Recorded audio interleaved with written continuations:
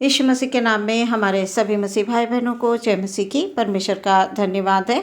वचन के माध्यम से बात करने के लिए परमेश्वर ने हम सबको अवसर दिया है। भजन संहिता 119 अध्याय 18 और 19 पद यहाँ पर इस प्रकार से लिखा हुआ है, मेरी आंखें खोल दे कि मैं तेरी व्यवस्था की अद्भुत बातें सीख सकूं।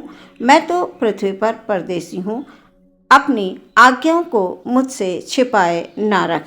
सुंदर वचन के लिए परमेश्वर का धन्यवाद। दाऊद परमेश्वर से कहता है कि मेरी आंखें खोल दे। प्रियो, ये आंखें शारीरिक नहीं है, शारीरिक आंखों की बात नहीं है। दाऊद आत्मिक आंखों को खोल देने के लिए परमेश्वर से प्रार्थना कर रहा है ताकि वो परमेश्वर की व्यवस्था की बातों को आत्मिक आंखों से देख सके, समझ सके।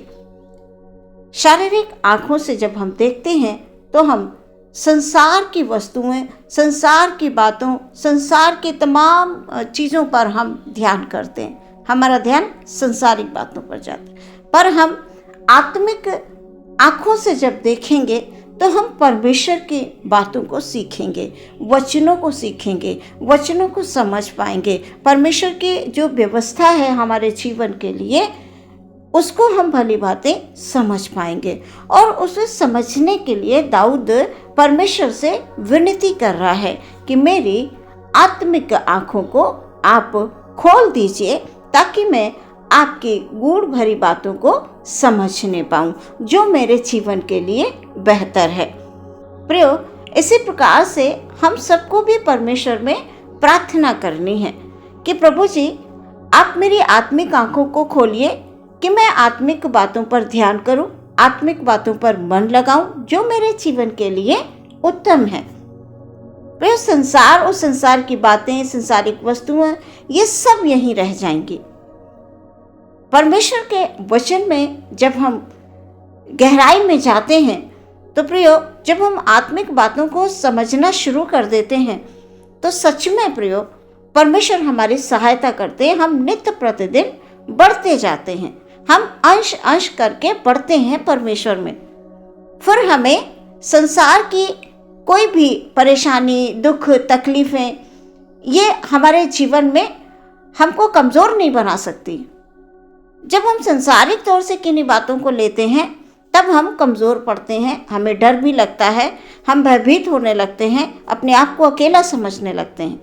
जब हम इफिसियों की पत्री 1 अध्याय 17-18 पद में पढ़ते हैं तो यहाँ पर भी पौलुस परमेश्वर से ये प्रार्थना कर रहा है, हमारे प्रभु यीशु मसीह का परमेश्वर जो महिमा का पिता है, तुम्हें अपनी पहचान में ज्ञान और प्रकाश की आत्मा दे और तुम्हारे मन की आंखें ज्योतिमय हो कि तुम जान लो कि उसकी बुलाहट की आशा क्या है और पवित्र लोगों में उसकी मीरास की महिमा का धन कैसा है। जब हम परमेश्वर में बढ़ते हैं प्रियो, तो हम अपनी बुलाहट को पहचान पाते हैं कि आखिर परमेश्वर ने इस पृथ्वी पर हमें चुना क्यों है, हमें अपनी संगति में क्यों बुलाया है। हम परमेश्वर की नज़दीकी में बढ़ते जाएं प्रियो, प्रार्थना करें, अपनी बुलाहट को पहचानें। आत्मिक आंखें जब हमारी खुली होंगी तो हम बातों को भली भांति समझ पाएंगे। प्रियो, पौलुस कह रहा है, तुम्हारे मन की आंखें ज्योतिमय हो कि तुम जान लो कि उसकी बुलाहट की आशा क्या है। हम सब परमेश्वर में आस लगाए रहते हैं, हम प्रार्थना करते हैं, हम विनती करते हैं तो परमेश्वर हमें बढ़ाते हैं। जब हम संसार की बातों और संसार के लोगों से उम्मीद रखते हैं तो प्रिय, वो हमारी उम्मीद टूट जाती है और जब वो टूटती है तब हम निराश हो जाते हैं। हम चारों तरफ से अपने आप को शत्रुओं से घिरा हुआ महसूस करते हैं, क्योंकि परमेश्वर मनुष्य नहीं कि वो अपनी प्रतिज्ञा से पीछे हटे। वो परमेश्वर है, उसने प्रतिज्ञा की है कि मैं तुम्हें शांति दूंगा तो वो शांति देगा। उसने प्रतिज्ञा की है मैं तुमको बढ़ाऊंगा तो वो बढ़ाएगा।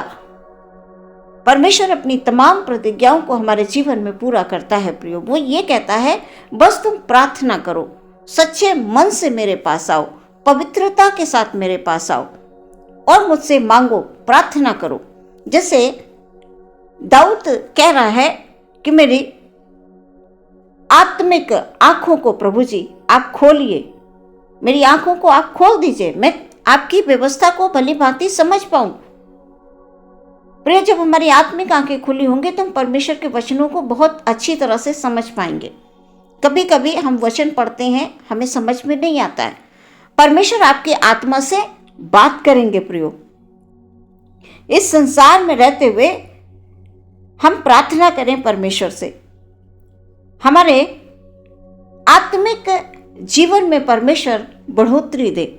ये संसार की चीज़ों से, संसार की बातों से हमारा आत्मिक संबंध कुछ नहीं होता है। प्रियो, जब हम आत्मा में परमेश्वर से बात करते हैं तो डायरेक्ट हमारा संबंध परमेश्वर से जुड़ता है। संसार और आत्मिक बातों को एक साथ लेकर हम नहीं चल पाएंगे, हम दोनों में कंफ्यूज रहेंगे, हम डिसाइड नहीं कर पाएंगे कि हमारे जीवन के लिए ये उत्तम है या ये उत्तम है। और जब हम परमेश्वर में प्रार्थना करेंगे तो परमेश्वर हमारी आत्मा से बात करेंगे, हमें रास्ता दिखाएंगे कि मेरे लिए कौन सा रास्ता भला है और कौन सा नहीं।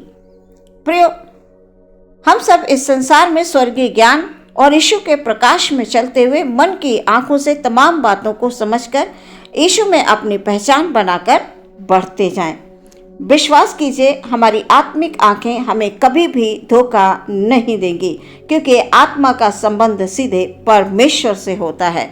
वहाँ ना छल है, ना कपट है, ना ईर्ष्या है, वहाँ पर केवल परमेश्वर की सामर्थ है। प्रियो, परमेश्वर की सामर्थ से हम नित्य प्रतिदिन आत्मा में बलवंत होंगे, हम बलवंत होते जाएंगे। आत्मा में बलवंत होने से हम विजय की ओर बढ़ेंगे। फिर संसार की अंधकार की शक्तियां हमारा कुछ नहीं बिगाड़ सकती, कोई बीमारी हमें डरा नहीं सकती, कोई तकलीफ हमें डरा नहीं सकती, क्योंकि हमारे अंदर परमेश्वर के सामर्थ है। हम आत्मा में बलवंत हैं, फिर हमें कोई तोड़ नहीं सकता किसी भी तरह से। आज संसार में बहुत से लोग दुखी होकर अपने आप को कष्ट देते हैं, अपने आप को खुद में महसूस करते हैं कि मैं थका हूँ, मैं हार गया हूँ, मैं कुछ नहीं कर सकता। नहीं प्रियो, परमेश्वर से प्रार्थना करें, जैसे दाऊद कह रहा है मेरी आत्मिक आंखों को खोल दे। और यहाँ पर पौलुस भी परमेश्वर से प्रार्थना कर रहा है, यीशु मसीह का परमेश्वर जो महिमा का पिता है तुम्हें अपनी पहचान में ज्ञान और प्रकाश की आत्मा दे। ज्ञान और प्रकाश की आत्मा वो हमें संसार के लोग नहीं दे सकते, परमेश्वर से प्राप्त होगी प्रियो, और उसके लिए हमें परमेश्वर के पास आना अवश्य है। इसलिए संसार की तमाम बातों से दूर होकर अपना समय परमेश्वर को दें।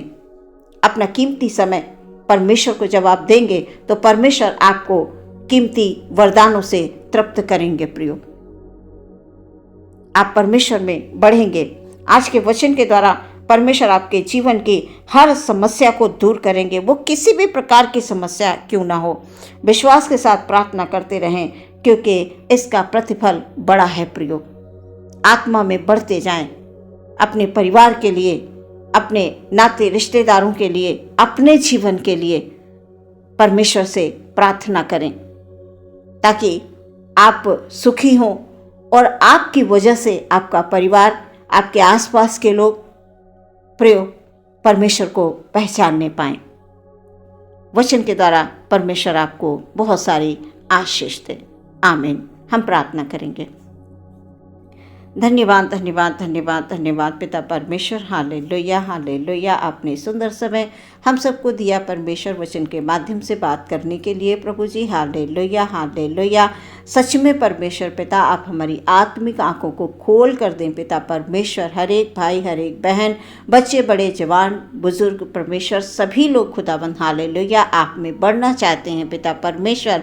Hallelujah hallelujah. प्रभु, जब हम आपके पास आते हैं पिता परमेश्वर, हालेलुया आप में आशा लेकर आते हैं पिता परमेश्वर के एक ही सच्चा परमेश्वर है। स्वर्ग और पृथ्वी पर और कोई नहीं है हालेलुया जो हमें हमारे पापों से, हमारे गुनाहों से हमको छुटकारा दे सके पिता परमेश्वर। हालेलुया हमारी समस्याओं को दूर कर सके। एक नाम है, सच्चा नाम यीशु मसीह। हालेलुया विनती करते हैं पिता परमेश्वर हमारे हर एक भाई, हर एक बहन पर पिता परमेश्वर आपके अनुग्रह की दृष्टि हालेलुया हालेलुया बनी रहे पिता।